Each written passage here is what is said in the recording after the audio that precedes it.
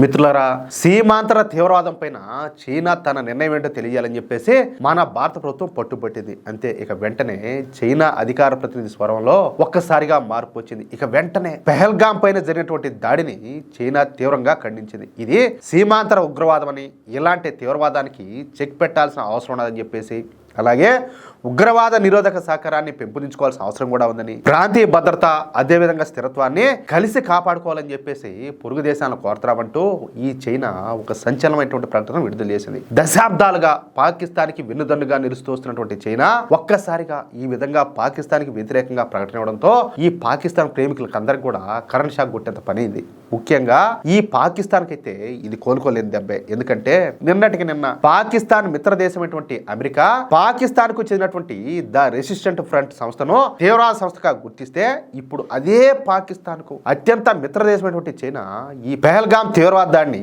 తీవ్రంగా ఖండించడంతో పాకిస్తాన్ కు సౌండ్ లేకుండా పోయింది. అది పరిస్థితి.